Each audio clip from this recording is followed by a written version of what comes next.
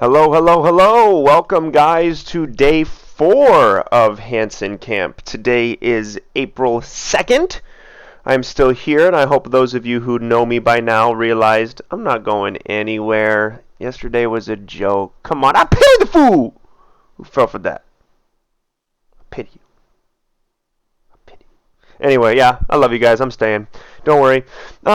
A couple things I want to recap yesterday's discussion question. Yesterday's discussion question asked, well, yeah, let's do a brief review first. Yesterday we briefly went over, it was about an 8-minute, 9-10 minute video, I can't remember, the Reconstruction and how life changed in the South. Briefly go over some of these things for you. The Freedmen Bureau was uh, uh, basically a Congress-led group that was trying to impact the transition of these recently slaved black citizens and make their life more seamless. Make sure that they could transition into some new opportunities. They did lots of different things. We'll go through the bullet points here. They gave food, okay? They gave health care. They helped develop sanitary conditions, as a lot of these recently freed slaves. Dang it! Don't touch your face, Taylor.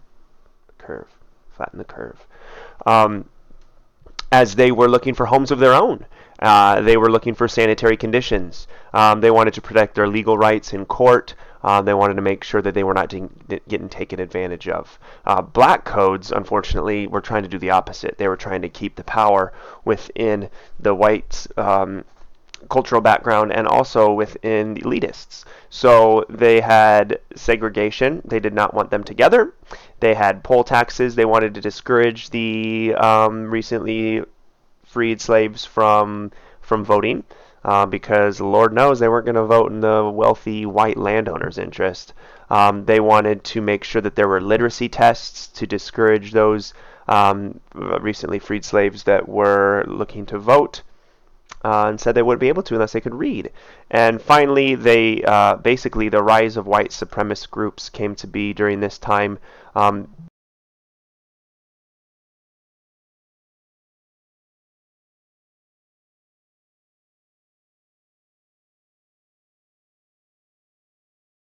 It's the same exact one as the other one. The other one had a 30-minute time thing on it, and this one keeps going off. I apologize. I don't know how to fix it. And the KKK basically came to be during this time period because legislation let them be comfortable in their hate. So, sharecropping, briefly, is when the owners would lend out their land and make sure that they would pull in most of the profit. So I went briefly through those things. If you want a more in-depth view, just go to yesterday's video. I know we're going at our own pace. You guys can truck through these. You can go one at a time. You can go ahead. You can get behind. You can go forward. You can go back. You want to review something? Don't do it. You're good to go. But today, what we're going to do, or the discussion question to go back from prior, is what could the government have done to make sure that there was equality during the South during the Civil War, or following the Civil War, not during, and how big was the difference between sharecropping and slavery? That's our discussion question from yesterday.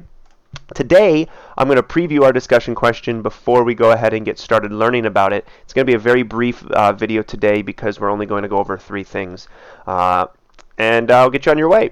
Which amendment do you think had the biggest impact on the United States?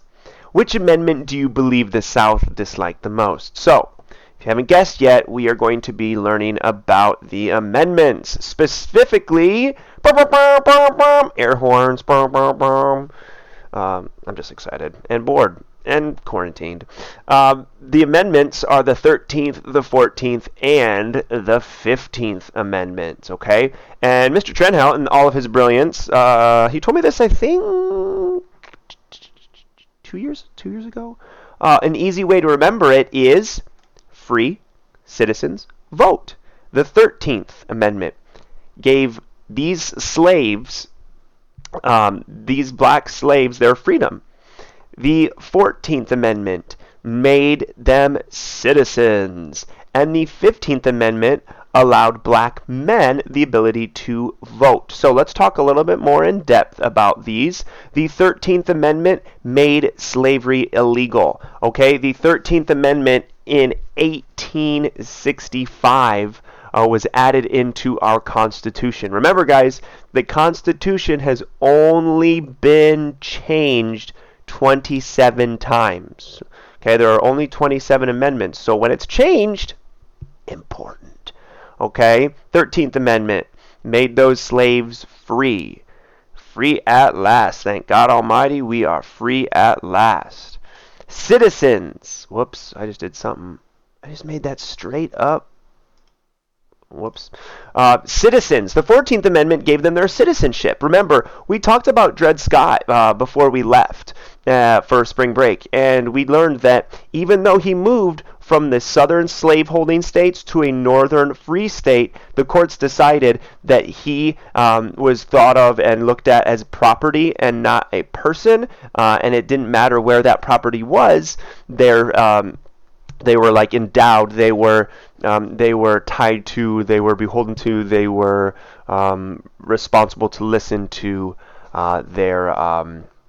their slave owner. So the 14th gave them their citizenship, and the 15th allowed them to vote. So let's see if I can't mess with this real quick, just to give you guys 1865. Boom. 1868. Boom. And 1870. Cowabunga, let's go.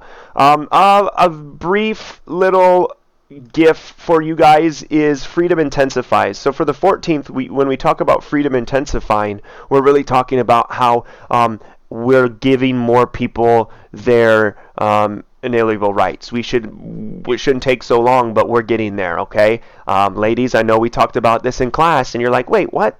Black men? It took them that long for black men to get the right to vote? What about us? Okay, we're getting there, okay? I know that you guys are chomping at the bit to learn all about the suffrage movement. I know I had spoken with lots of you beforehand. We'll get there. I'm excited just like you are.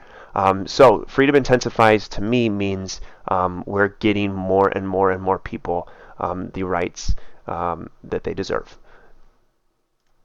I think there's another one here. Oh, wait, no, it's this. This is just a little cartoon for you. Okay, the 13th Amendment shows, hooray, we're free. The 14th Amendment shows, yay, we're citizens. And the 15th Amendment shows, yay, we can vote. So, free, citizens, vote.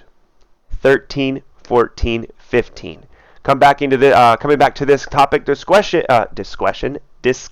question.